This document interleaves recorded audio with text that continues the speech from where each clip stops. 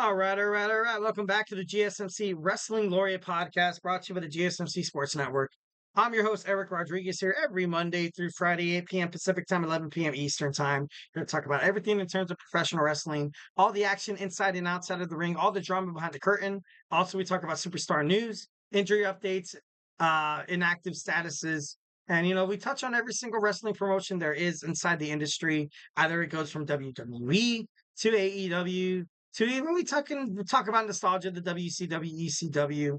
But nowadays you have the MLW hitting it. You also have the GCW killing it, and the NWA. If it makes wrestling headline news, here we talk about it on the GSMC Wrestling Laureate Podcast. So just kind of reflect on what we talked about right quick. We had our AEW Dynamite review. We had my Thursday Night Wrestling preview, Step into the Ring of Honor, also the World of TNA. We talked about TNA Emergence in our fourth segment. What we recently talked about was Bryan Danielson winning the AEW World Heavyweight Championship, what it means for his career, his future, and the future of AEW. So now we're going to jump on to our fifth and final segment. We have a surprising AEW's debuts. So we're going to talk about it here on the GSMC Wrestling Laureate Podcast. All right. So first and foremost, Bryan Danielson. We're going to talk about him later. I don't know why that popped up. Okay, first we have Jon Moxley. Jon Moxley, obviously, before we get started, AEW made it to its existence in 2019. It was the opposite of what people look for in WWE. It was very popular because the newly acquired talent that were fed up with WWE creative, which was wrestling creative, as well. But overall, it was time for Jon Moxley to leave the WWE. It was getting to the point where it was bad. Jon Moxley was clearly frustrated with WWE had after his latest stint in WWE as this moral compass kind of personnel where he was seen burning Seth Rollins shirts backstage, and he was just it was bad. It was bad. Him making his way to AEW was huge. It was perfect for his personality because Jon Moxley's always looking for a fight. He's always looking for a fight, 1010%. He wants to destroy people. He doesn't care about blood. No, that's not an issue. Doesn't care about losing matches. No, hey man, just as long as I leave my mark on you, I'm good. Jon Moxley belongs in AEW. It's something that ever since you kind of seen Dean Ambrose leave the Shield, and you're like, holy crap! I think it's perfect. He showed up in the crowd to confront Chris Jericho. Also, he attacked Kenny Omega in the same night he debuted. So 1010% love Jon Moxley and AEW. Next, we have Eddie Kingston. Eddie Kingston arrived to challenge Cody Rhodes in an open challenge for the TNT Championship. He's absolutely 1010% one of the greatest talkers inside the wrestling business. He lost his AEW, Continental Championship to Kazuchika Okada, which I, didn't really agree with. But Eddie Kingston, he's a wrestling legend. 1010%. He's going, he's remembered from a lot of what independent wrestling was. And when he makes his way back to AEW, it's going to be great. It's going to be great overall. Either he takes a stop in New Japan Professional Wrestling, maybe in Stardom, maybe perhaps the CGW, and it's all gravy. It's all gravy, baby. Because Tony Khan isn't like, oh, I don't want my superstar to go somewhere where he's not going to be recognized. He's going to be like, look, Sean, if you want to go out there, not Sean, Eddie. Look, Eddie, if you want to go out there and, do what you got to do to become the best you think that you have to possibly be, to exuberate all the talent and, to prove to the world of wrestling that you are determined, that you can and do have what it takes to become a champion, I support you. So 1010%, Eddie Kingston is on this list because he's just so great. Next, we have CM Punk. Man, this debut was a bombshell. I remember, I think I was sitting on my couch, saw the news, told my wife, and she was in a little disbelief as well, but she wasn't she's not the biggest CM Punk fan out there like I was. When he left WWE, he left in like the biggest OG way you could possibly do. He went out, he dropped that pipe bomb, basically said, he basically showed all the secrets behind the scenes of WWE. Vince McMahon doesn't know how to promote young talent. It was true. Triple H, Paul Levesque listened to everything Vince McMahon did, and he was blinded by what Vince really had to say, and what was he was blinded to see what was best for the company. But of course, when you kind of have somebody micromanaging behind your back, and it works in any professional wrestling, a professional, just in any professional work setting. Like if you have somebody, constantly behind your neck telling you what to do and how to do it, it can get a little troublesome. And it gets to the point where you do everything, you sign anything, and you create anything that they want, even if it looks dumb as hell, even if it looks like trash, even if it doesn't represent your true identity as, a worker representing your creativity. You do it just to please your boss. You do things just to please your boss. In reality, does that mean you have to kiss ass to kind of get along in this world? No. A little bit, maybe. What my communications teacher told me in community college he taught me something called stroking the ego. Stroking the ego is when, you kind of go into a group of people, right off the bat that they kind of have their head up their own ass, and you just play to their ego. Like, if they tell a joke and they think it's the funniest thing in the world, you laugh. If they tell you something that they think is interesting, you're like, oh my God, that's crazy. If they try to educate you on something that they think that you've never been educated on, you're like, oh my God, wow, dude, that's so smart. You stroke the ego to get what you want in life. That doesn't necessarily mean that you're like being two-faced and stuff like that. More or less, it kind of reflects on the person that you're talking to, that you have to kind of resort to those kind of communicative styles. So overall, kind of, what is the word? Damn it. Oh my God, kind of to accommodate. No, it's not accommodate. Get used to? No, kind of like that same way. I get used to. I'm just gonna say get used to. Kind of get used to you.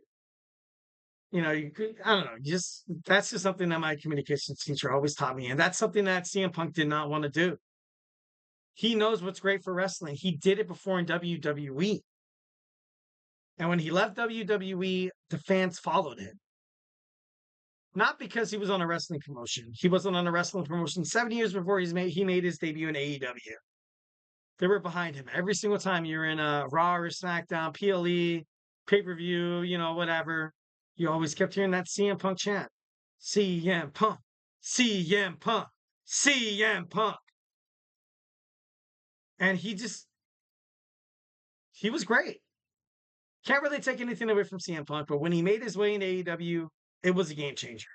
It was an absolute game changer. You had the creator of AEW, the one who shined the most was probably Cody Rhodes, Kenny Omega. And then you had CM Punk come in.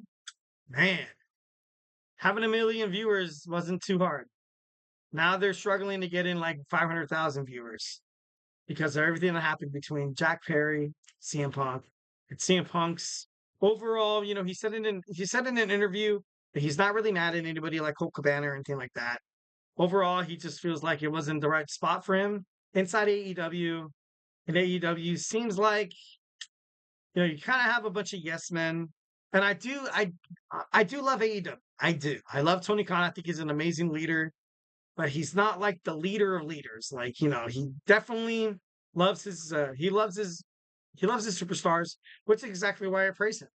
But at the same time, like if you let somebody like CM Punk walk because he got in a confrontation with a guy who's disrespectful, Jack Perry, who's disrespectful to absolutely everybody behind the stage, it's you kind of have to pick and choose your battles here. Overall, kind of sealing that coffin, that nail in the final coffin of AEW, if it ever does go under, which I don't think it will ever. You kind of have to reflect on, Cody Rhodes left because of, creative and he wasn't doing well with superstars and, that kind of reflects on the locker room. CM Punk left AEW because, of, rumors of trouble with creativity and superstars and, how things should like, it's like the same song and dance. So they lost those two superstars. They went over to WWE, and WWE is absolutely killing it. Imagine a world if Cody Rhodes and CM Punk stayed in AEW.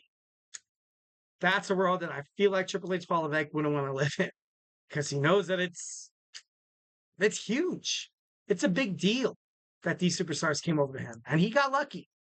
The WWE got lucky that these guys came back, and I don't know. It's kind of crazy. Next, we have Adam Cole. Adam Cole, baby. AEW's All Out pay per view in 2021. Definitely, everybody was surprised to see the former NXT champion make his way down to the ring. And I was shocked. I heard stories about it. I hated WWE for letting them go, the Undisputed Era, and they were trying to have this. The creative was bad. Oh my God, during that time, 2021 to probably 2023, the creative was bad. It was very, very bad. It was awful. They were desperate. And, they were desperate also because of the COVID. Well, even before COVID, I feel like, oh, let's break up the Undisputed Era. You have Bobby Fischer and Roderick Strong, Kyle O'Reilly, and Adam Cole. Like it just wasn't the best decision. It wasn't the greatest decision. So I kind of got a speedball through this, guys. Next we have the American Dragon, Bryan Danielson. Like I said before, debuted right after Adam Cole. He got the yes chant, and even the odds joined.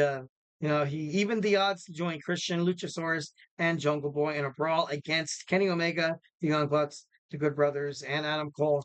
So even when Bryan Danielson made his way, he represented the little guy. So I thought that was pretty cool. Next, we have Thunder Rosa. Thunder Rosa, the NWA's Women's World Champion, made her AEW debut against Serena Deeb in 2020, and AEW Dynamite, the first ever women's match where you had another champion appeared on the brand. Kind of something that WWE and NXT kind of mimicked a little bit there with Jordan Grace and Roxanne Perez. But you had the outcomer, you had the outsider of the talented Thunder Rosa, defeat Serena Deeb, which was the right way, which, kind of created a whole new, thing in terms of the future of the women's AEW division. And Thunder Rosa, she still kills it on AEW, Rampage and Collision. I would love to see her, make her way back to AEW Dynamite because I feel like she's very marketable. She's a great, talented superstar inside the ring. She has great mic skills. She knows how to talk trash. So it'd be awesome to kind of see her on the main roster. And next we have Sting. Sting came down all the winter. He made this whole winter is coming. You saw snow started falling down. Even Tony Giovanni had his signature. It's Sting kind of mentality. So I thought that was kind of cool. Toni Storm debuted in AEW Dynamite in 2022. Made a stellar entrance, and the fans absolutely from the get go loved her, 1,010%. And a couple of notables, a couple of respected notables. We had Keith Lee, also Serpentico, Ruby Soho, Claudio Castagnoli, Matt Hardy, and Brody Lee making their AEW debut in shocking faction where everybody was like, oh my God, these guys are, and the AEW knows how to do it. They're like, AEW, they are all elite, which is actually pretty badass. All right, guys. So that's it for me. That's had a lot of wrestling to talk about today. Sorry, I was keeping you guys over time. We have my man Emran's GSMC Soccer Podcast started in 10 minutes, so make sure you stay tuned for that. Thank you so much for tuning into the GSMC Wrestling Laureate Podcast, brought to you by the GSMC Sports Network. Remember the Superman Punch, I like and subscribe button to the show. Follow the show, follow the network. Make sure you follow us on Twitter/X, Instagram, TikTok, and Facebook for more content and updates. And like I always say, if I have not made you a wrestling fan by now, we got my boy Nelson on basketball. We have the Andrew Tate Show, the perfect combination between sports and entertainment. We also have Tommy with college football. College football is right around the corner. It's not right around the corner. It's here. It's here. Week 0. It's kind of crazy how they have week 0. But I'm for it. Going for the Texas Longhorns this year. They have a match against Colorado. So it should be pretty interesting to find out who gets that dub. We have football. The NFL is a week away, and I'm so excited. To this day, on Thursday Night Football on Prime, you will see, no, not on Prime. I think they're on NBC. You have the Baltimore Ravens against the Kansas City Chiefs at a rematch of the AFC Championship game. And oh my God, who are you gonna pick? Who are you gonna pick? Honestly, don't know. Honestly, don't know. And yeah, we just have a bunch of awesome podcasters here. We got Sports by GSMC with Jeremy. We got the GSMC Sports Podcast with my man TJ. So make sure you tune in all those. Like I said before, we have fantasy sports. If you have your draft this weekend, make sure you tune into the GSMC Fantasy Sports Podcast with my boy Chris Shepard. Leading the helm, telling you who to draft, who not to draft, giving you all the cool factoids, telling you who to sit, the stardoms. Watch the podcast. Watch the podcast. It's special, especially if you have some draft happening this weekend. I have one happening. but I got my man Chris Shepard, on speed dial. I'm just kidding. No, but no, I could definitely, hit him up, be like, yo, tell me how to be a winner because I sucked last year. I drafted Travis Kelsey as my first pick. Then Aaron Rodgers. It's my second year from fantasy football. Like I've been playing fantasy, but I do like the spreads, like the scores and stuff like that. I never really fixated on the players. People love that. They claim it's more, practical. But I don't know. Overall, you should watch those podcasts. A lot of awesome podcasters here who share the same passion for sports that you guys do. They care. They're absolutely professionals at what they do, and they're entertaining as hell. I guarantee you. I give you the Eric Rodriguez guarantee. If you start watching these guys, you will not keep your eyes. You will keep your eyes on them. They will be glued because they are absolutely, and the coach Triple H, they are that damn good. All right, guys. So that's it for me. Enjoy the rest of your Sunday. It's not Sunday, Thursday. Man, am I already jumping to Sunday? Enjoy your Thursday. Join me tomorrow on your Friday. And we're going to have an amazing day. Stay beautiful, but most importantly, love you.